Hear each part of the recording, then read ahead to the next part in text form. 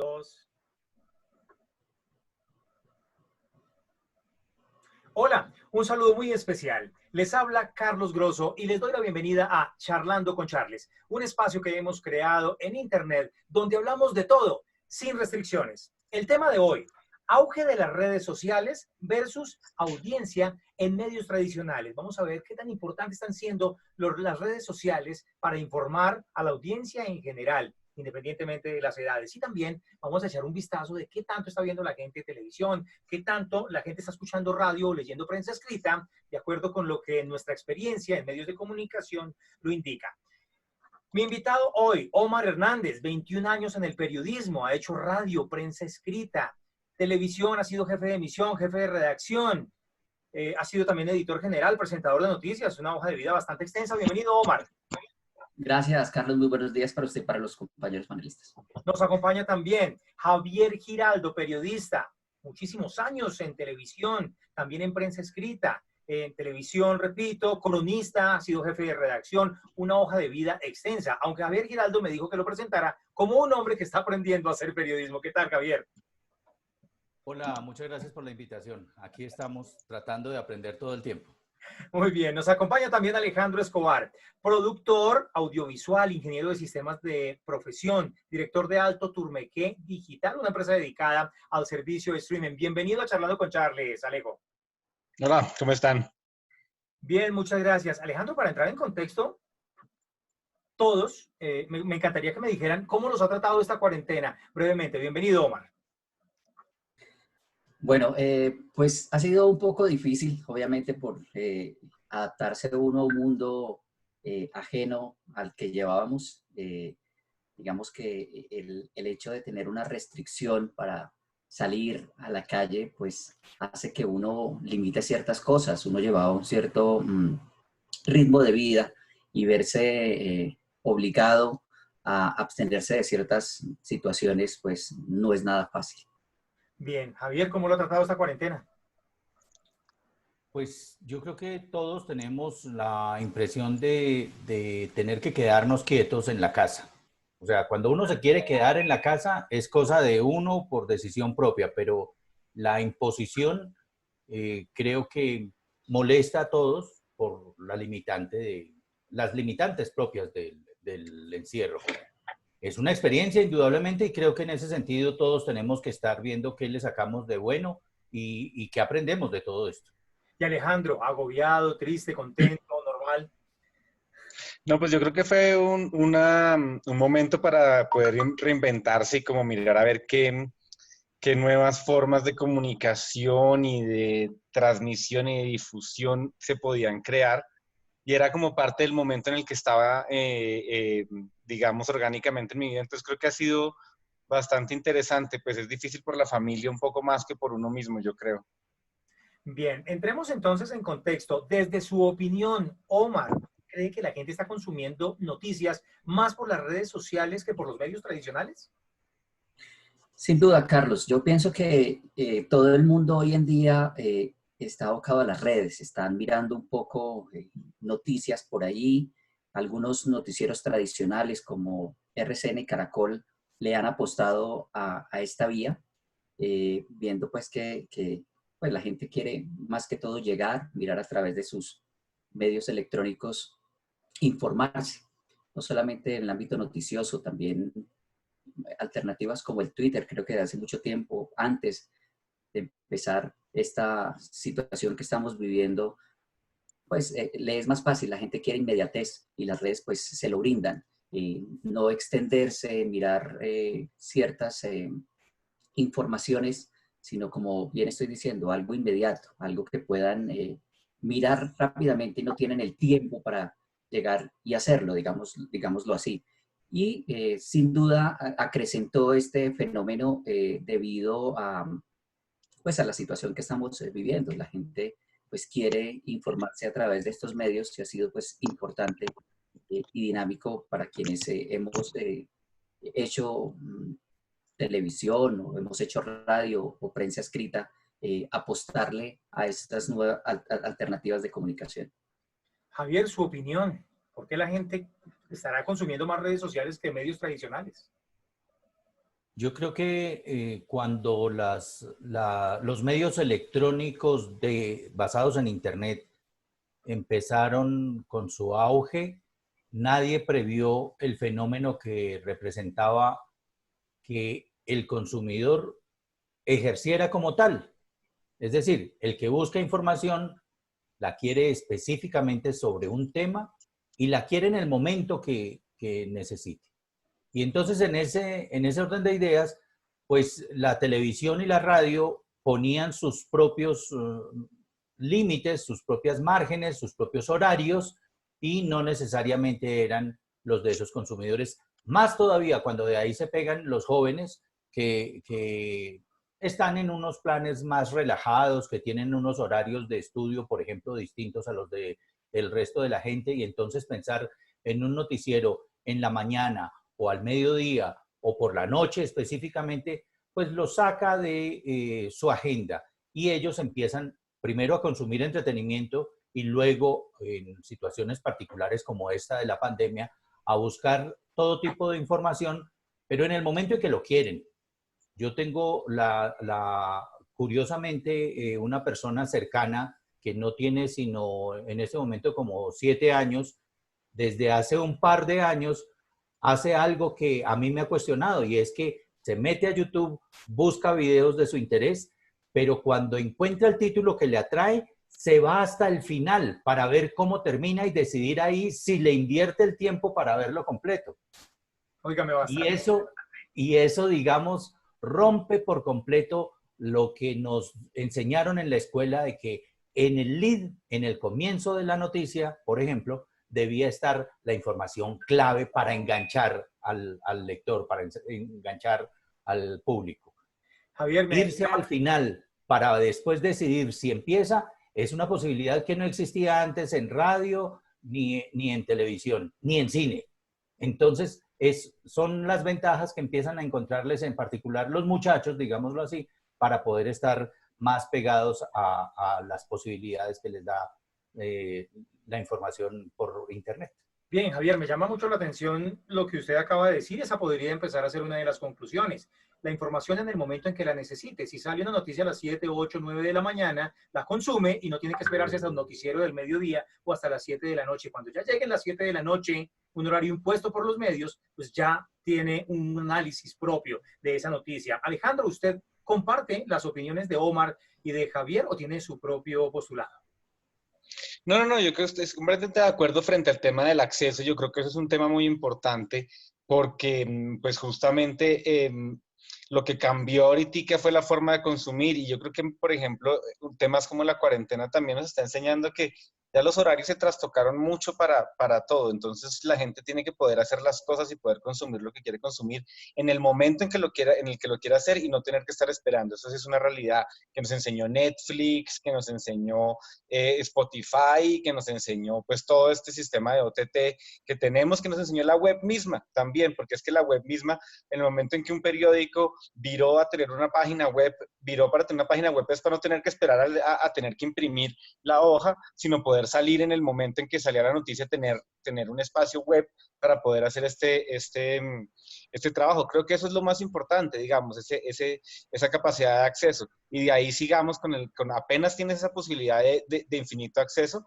pues todas las otras posibilidades que ofrece el digital, como la que decía Javier, como pues muchas otras, como la interacción, como comentar, como compartir, como poder clipear pedazos y volverlos propios y volverlos a sacar como parte de una noticia prosumidora que uno está haciendo, que eso también es parte de todo el cuento, ¿no? Digamos que la gente ahorita quiere poder también contar su propio lado de la historia, entonces están los blogs, están todo el bloguero, el youtubero, todo este pedazo, que también es parte de todo ese nuevo, digamos, ecosistema de comunicación. Y eso hace que sea más interesante que yo creo que el medio tradicional. Bien, aquí les voy a cambiar un poco el panorama. Cifras de Kantar y Bope en la primera semana de marzo nos dicen que en Colombia había un promedio de consumo de televisión de 4 horas 26 minutos. A mí se me hace bastante elevado, pero bueno, trabajemos sobre estas cifras. Y en la tercera semana de marzo aumenta el consumo de televisión a 6 horas 12 minutos. Aquí la pregunta es, ¿mejorará el consumo de noticias en televisión y de entretenimiento o es solamente por la cuarentena, Omar? Digamos que, y esto es un fenómeno que se viene dando desde hace mucho tiempo, y sin duda, pues tanto Alejandro como Javier, que conocen el tema de redes, lo van a reforzar.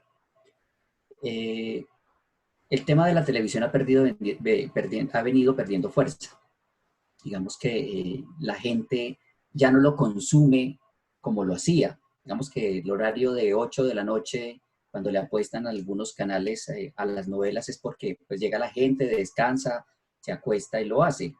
Pero lo que venimos tocando, el punto anterior, y es que también hay gente que le invierte más el tiempo a observar las diferentes plataformas, a ponerse a mirar televisión.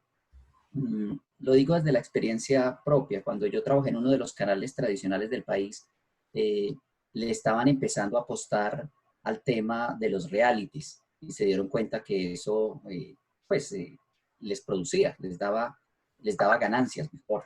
Entonces, pero para mí la gente no le invierte ya tanto tiempo a la televisión.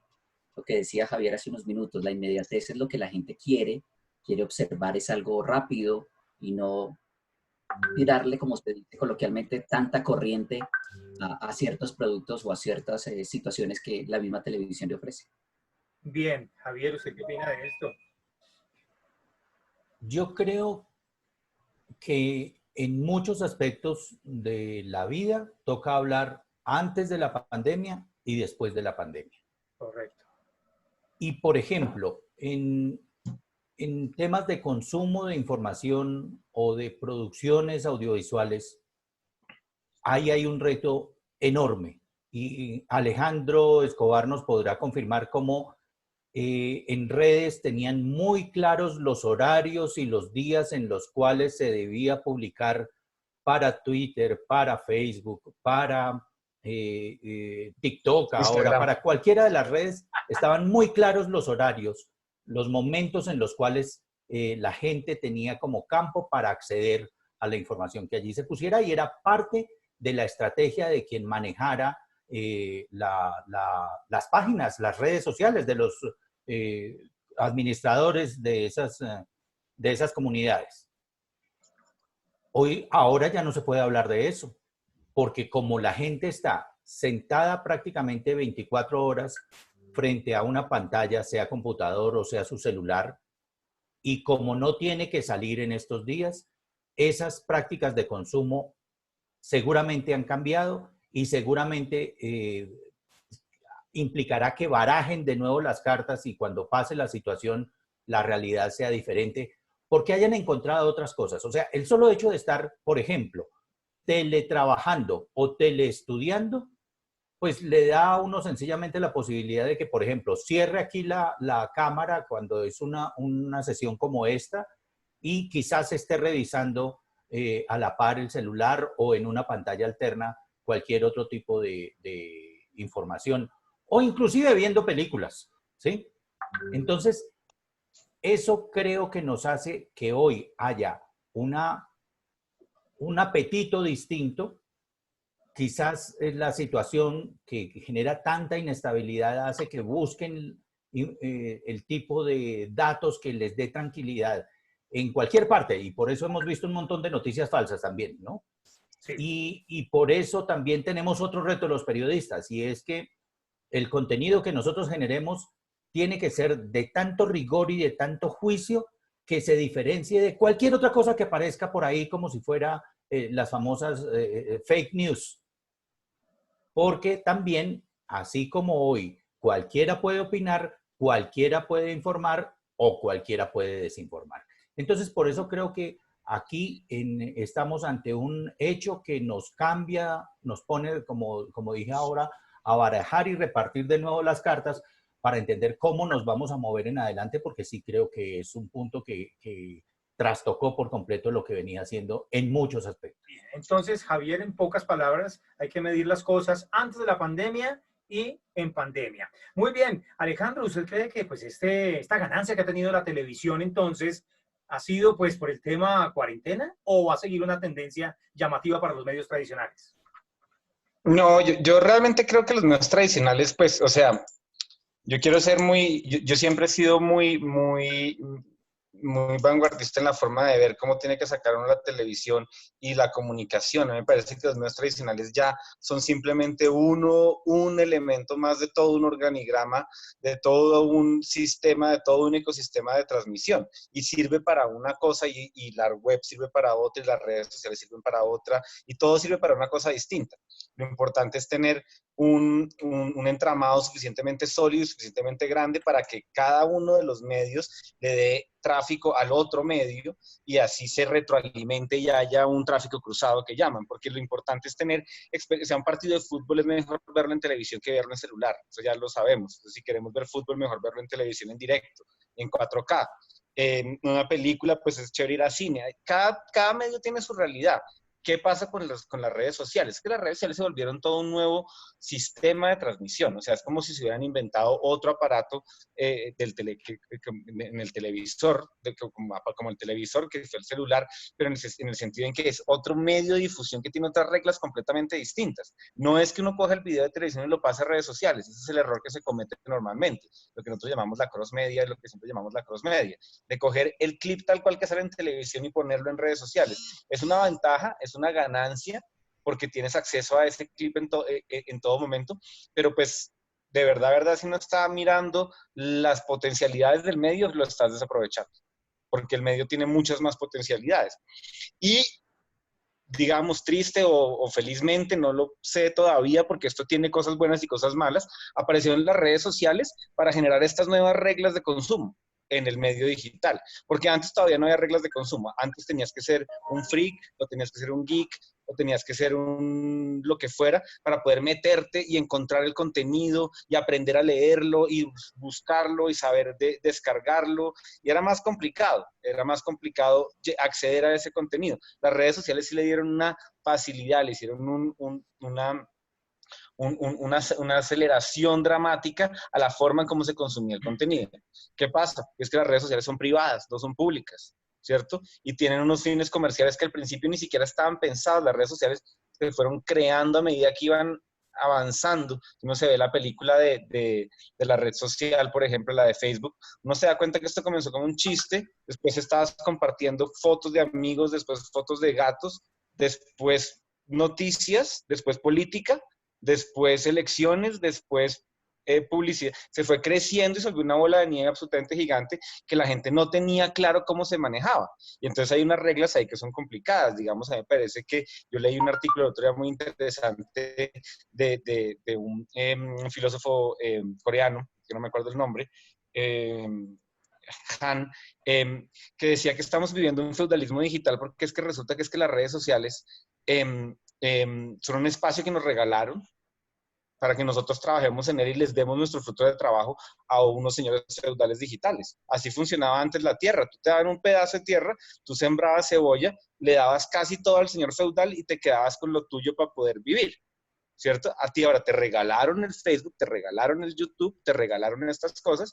Tú trabajas dentro de ellas y generas una cantidad de volumen de valor por consumir, por comprar cosas dentro de ese consumo que está haciendo simplemente por ver, por darle más nombre a un canal o a un medio porque está teniendo más tráfico, más interacción, más views, ¿cierto? Y todo eso y todo es un trabajo feudal digital para un señor feudal que está en otro lado. Eso fue lo que pasó, esa fue la realidad que nos tocó vivir. No son las webs las que son las fuertes. La gente que consume en web es un poco distinta que la que consume en redes sociales, porque la gente que consume en web busca, investiga, no tiene fuentes. El que consume en redes sociales se siente esperar que su burbuja mediática le siga mandando la misma información, porque si yo soy de ultraderecha, mi red social habla de la maravilla de la ultraderecha. Si yo soy de ultraizquierda, mi red social me habla de la maravilla de la ultraizquierda. Bien. Alejo, no, muy bien por hacernos caer en cuenta esa gran diferencia. Una cosa es consumir web y otra cosa es consumir redes sociales. Y a veces creemos que es lo mismo, pero no. Bien, Alejo, yo quiero arrancar. No, para nada. Quiero arrancar de nuevo con usted en esta siguiente ronda, porque tengo entendido que usted tuvo un cargo muy interesante en Canal Capital, dirigía la social media. Y aquí viene una pregunta. Antes de la cuarentena, donde usted podrá sacar un balance muy interesante. ¿Qué consumía más la gente? Puntualmente de información, no de entretenimiento, sino de información. ¿Qué consumía más la gente? ¿Información por redes sociales o información por el canal de televisión? Pues mire, mi experiencia en Canal Capital era que consumían más por redes sociales y por digital que por la televisión abierta misma. Pero pues es que quiero hacer una diferenciación aquí importante y es que lo que pasa es que nosotros no lo veíamos, vuelvo al punto, no lo veíamos como dos grupos distintos, ¿no? Eran periodistas trabajando por una noticia y salía por X o Y medio, pero era el trabajo de un periodista hecho web, hecho televisión, hecho red social, hecho podcast, hecho lo que quisiéramos, ¿no?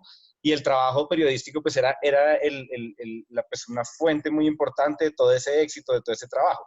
¿Qué fue lo que nosotros definimos? Y creo que es lo que pasó ahorita. O sea, yo me siento muy, muy, muy tranquilo con nuestro trabajo en Canal Capital por una razón, porque es que nosotros, yo creo que le ofrecimos a la teleaudiencia y a la web audiencia una nueva forma de consumir, que era, como decía Javier, muy, muy importante, con unas mediciones de horarios, pero no en horarios, digamos, de que es que a las 7 de la noche la gente está en casa, sino eran horarios de algoritmo.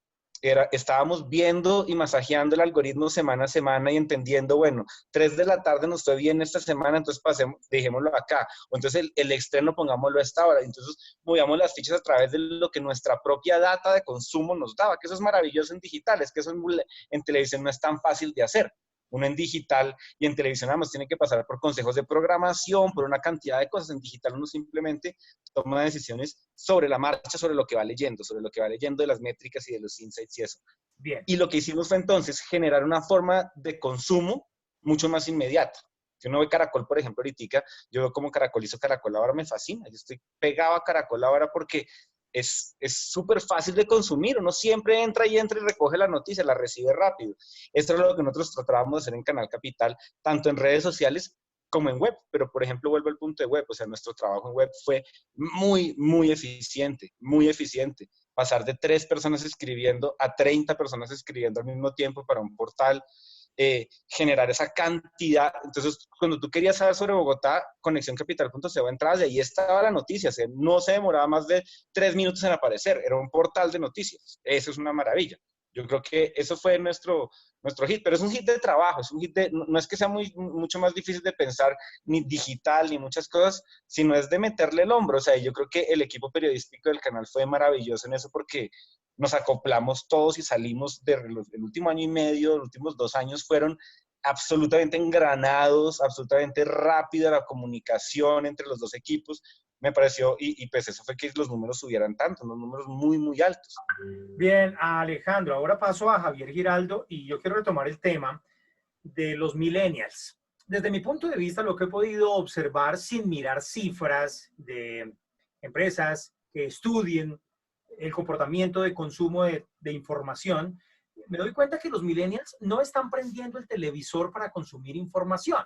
Al millennial de pronto le interesa, sí, algo de entretenimiento o alguna noticia relevante nacional, pero la consume a través de su teléfono celular y en redes sociales. ¿Será, Javier, que habrá que hacer información puntual para millennials en medios tradicionales, si quieren rescatar los medios tradicionales a ese millennial? Porque ese millennial, créame, que no está consumiendo la radio que consumían nuestros abuelos o que consumimos nosotros hace unos años o que generalmente estamos consumiendo. ¿Qué cree usted? Yo creo que ese es un fenómeno que no hemos terminado de entender. Los muchachos en general, porque como ya no solamente hay millennials, sino también centennials, ¿sí? Y otras categorías, entre las que aspiro a entrar yo muy pronto a los cuchenials, una cosa así. Yo creo que en todo sentido ellos están también obligando a ver el mundo diferente. Si ustedes los ven, en la casa tienen actitudes distintas a las que teníamos nosotros cuando éramos adolescentes, por adolescentenials, ¿sí? Los muchachos hoy en día, desde muy pronto, quizás por esa información que tienen, se están proyectando a qué van a hacer en la vida, pero no solamente circunscritos a su barrio o a su ciudad, sino que están pensando que se van a ir a conquistar el mundo y que quieren tener experiencias y que quieren trabajar en la multinacional no sé qué. Y lo peor es que lo logran. lo peor es que lo hacen. Entonces, eso es una muestra de su actitud distinta ante el mundo. Ellos no quieren estar en trabajos de muchísimos años, no buscan una estabilidad laboral porque inclusive no les importa dejar botado un trabajo si aparece una experiencia de vida nueva que quieren ir a disfrutar y entonces dejan su trabajo y se van para allá. Y con base en eso, en que su vida en la casa es distinta, su vida laboral es diferente, su consumo es distinto. Fíjense que hoy en día, si vamos a ver, cualquiera de nosotros creo que no escogió la universidad pensando en que le habían venido a ofrecer, sino que uno había ido a la universidad a buscar un cupo, a presentar una entrevista, quizás a presentar un examen y con esa tensión de ver si paso o no paso. Hoy en día la cosa cambió tanto que uno ve que las universidades tienen publicidad en televisión, en redes sociales, en radio, porque antes si acaso aparecía un aviso de prensa que tenía los programas que aparecían. De manera que, como ellos ven el mundo diferente, como a veces nos estrellamos todavía con ellos por esa visión distinta, como seguramente eso representará un aporte para el cambio, para la perspectiva con la que tradicionalmente hemos hecho las cosas, pues todavía no tenemos un resumen claro. Y lo mismo pasa con la información. O sea, ellos hoy en día además están obligados por la situación a estudiar a través de estas redes. Ellos están pendientes de ver qué les gusta para ver qué aprenden a hacer, por ejemplo, en los tutoriales. Ellos están pendientes para ver cómo se comunican con sus semejantes, porque, por ejemplo, yo tengo una hija que estaba a punto de cumplir 21 años y vive en Miami. En estos días me estaba diciendo, por una parte, que la cuarentena le estaba robando la juventud, porque no podían estar en sus actividades sociales normales.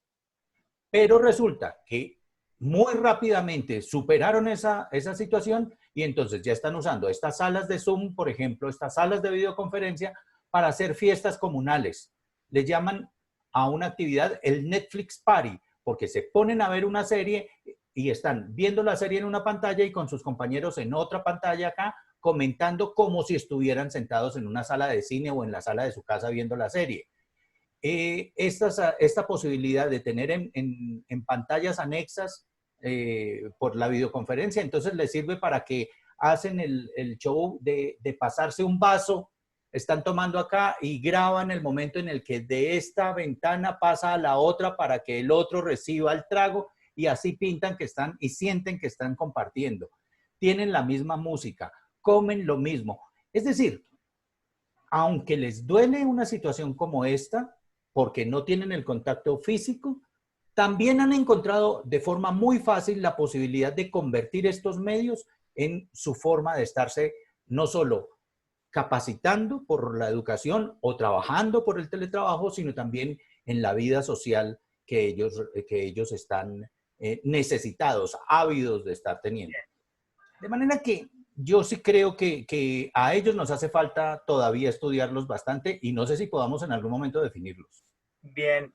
Omar, pero a eso, perdóname, Carlos, a eso hay que sumarle que también antes de la pandemia, digamos que los millennials también han tenido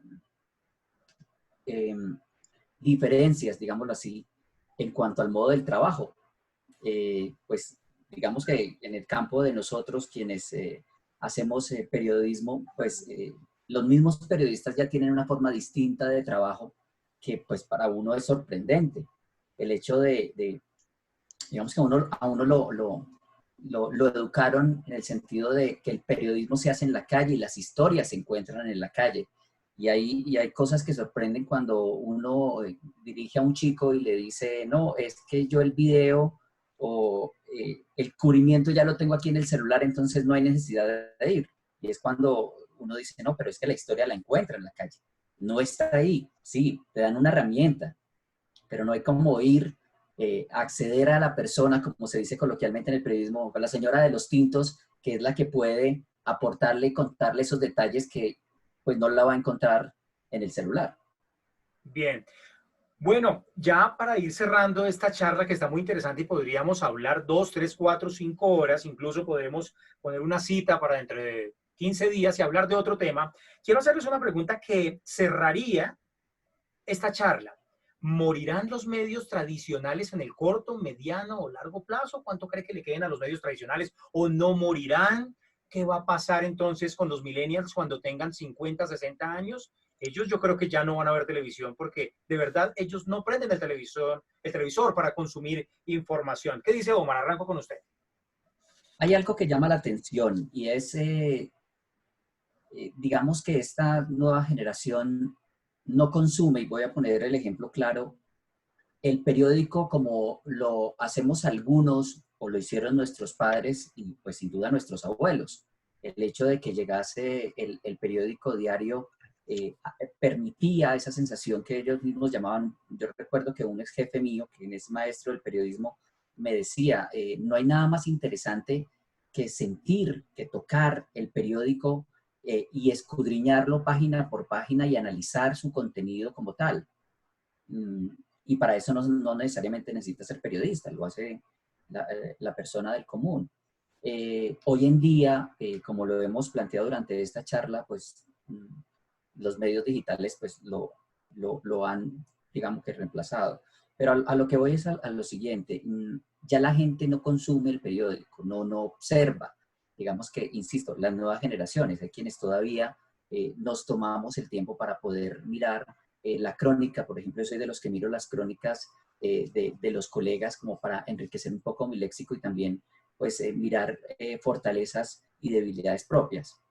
En el tema de la televisión, como lo dije en mi intervención anterior, pues digamos que también ha cambiado esa metodología, pues la gente ya no le invierte tanto el tiempo a la televisión, pero lo que decía Alejandro, y lo aprendí hoy, es sin duda que cada uno, pues cada medio tiene su fortaleza y su modo de consumirlo. En cuanto a la radio, pues digamos que hay un referente y es un ejemplo importante. Los periodistas escuchábamos, digamos que amanecíamos, los que hacíamos radio en su momento, arrastrábamos con el tema de los periódicos y lo desarrollábamos durante todo el día y de ahí se pegaba la televisión. Y eso hacía que fuese pues un desarrollo más grande en el tema noticioso de un hecho. Entonces, sin duda, no soy de los que pienso que va a desaparecer, pero sí han perdido fuerza. Ok, entonces no van a desaparecer. ¿Qué dice Javier? ¿Desaparecerán en el corto, mediano plazo? Mira, yo quiero remitirme a la historia, porque pues ponerse uno a ser futurólogo es muy complicado, entonces es más fácil ver por lo menos lo que ha pasado atrás. Cuando en el siglo XV apareció la imprenta, eso fue una revolución completa, tanto que llevó literalmente a la Revolución Francesa. Y como consecuencia de lo que sucedió allá, hasta nosotros aquí en este territorio nos tocó, porque la traducción de los derechos del hombre y del ciudadano fue parte de la base del movimiento de libertad, de independencia de Colombia.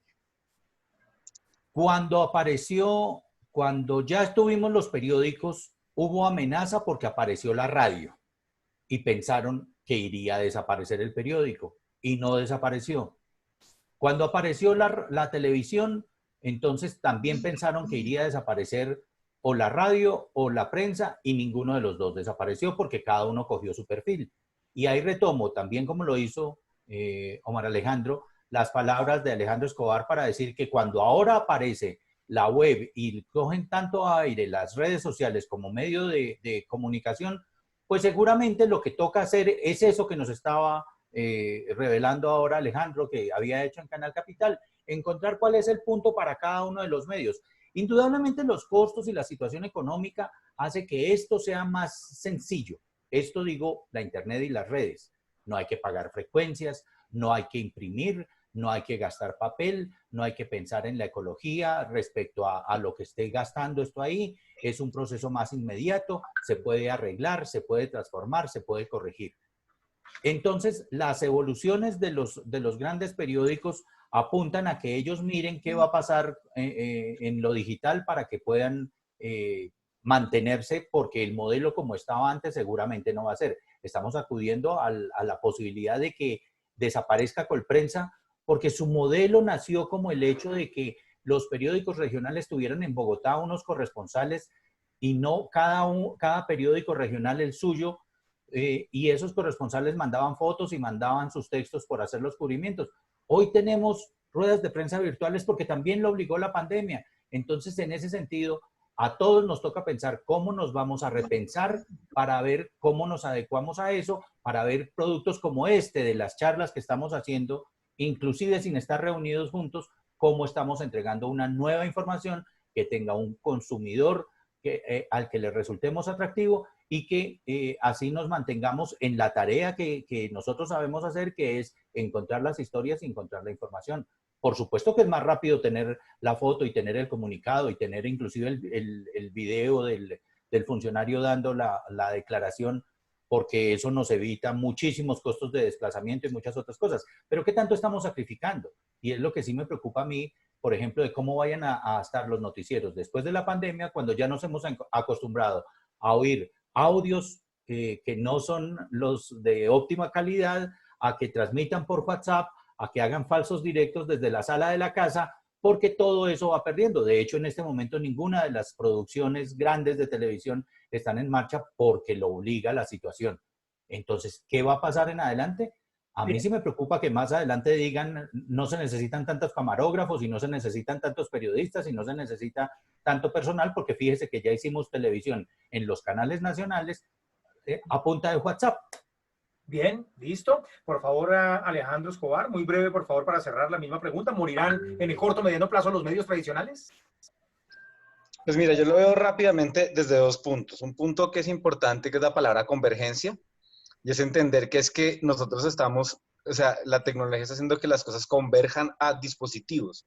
Eso es un tema distinto, digamos, de hablar del medio tradicional, porque es que el medio como tal, la marca medio, la marca del medio, Caracol, RCN, Canal Capital, CNN, BBC, todo sigue moviéndose sobre tu dispositivo. Y estás haciendo una convergencia sobre esos dispositivos en el que entonces, por ejemplo, ya uno no lee solamente un periódico, sino uno lee un periódico que tiene video, que tiene fotografías, que tiene, o sea, ese texto enriquecido que hace que cambie. Y este mismo dispositivo en tu mano también lo estás transfiriendo cada vez más rápidamente y como con más facilidad hacia los dispositivos que están en tu pared, hacia tu computador, hacia tu televisor, hacia tu video beam, hacia lo que necesites. Entonces, se te está volviendo más un tema de convergencia y tienen que encontrarse a los medios como tal.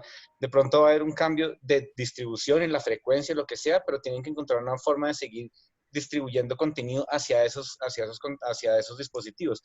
O sea, yo sí creo que, por ejemplo, las marcas tradicionales de noticias nunca van a terminar, nunca van a acabar. O sea, Caracoles, RCNs, BBCs, CNNs, Foxes, Canal 1, Noticias 1, etcétera, etcétera, siempre van a seguir existiendo, porque eso es como el agua, eso encuentra un sitio por donde salir, ¿no? Con los dispositivos, con los medios que uno tiene, como bien decía Javier ahorita, si nosotros nos prohíben y vamos a hacer celular de aquí en adelante el resto de la vida y no tenemos más camarógrafos, el periodismo seguirá. Y el periodismo seguirá con marca, además, porque yo no me voy a ver el noticiero de Perico Los Palotes, sino me voy a ver el de Caracol, o el de RCN, o el de CNN, o el de BBC, porque esa marca es la que me va a dar mi validez sobre mi contenido. Así lo vea en celular, así tenga el audio un poquito más feo. No es esa marca, es el logo que está aquí en esta parte superior del recuadro, el que te dice si la noticia es vale o no vale, y tú decides si vale o no vale. Si tú quieres ver Fox, pues hay gente que le gusta Fox, nada que hacer. ¿No? Para no hablar de medios nacionales. Entonces, el tema de la convergencia, pero la convergencia tiene un problema terrible, que es la conectividad. La conectividad tiene que ver con política y eso ya es otra conversación completamente distinta. La conectividad todavía no es tan real, no es tan compleja, no es tan completa. Entonces, uno tiene que cortar por lo bajo y tiene que haber radiofrecuencia, tiene que haber radioemisión todavía, porque hay que llegar a Chigorodó, hay que llegar a Tamalamé, hay que llegar a Paimadó, hay que llegar a sitios donde todavía no hay conectividad realmente, ¿no? Y nosotros vivimos una realidad aquí en este 10%, 20% de población urbana en Colombia, pero pues el 80% de una realidad completamente distinta, que tenemos que encontrarles esa misma agua que les digo, porque, por ejemplo, que les digo que tiene ese 80% de la población allá, tiene WhatsApp.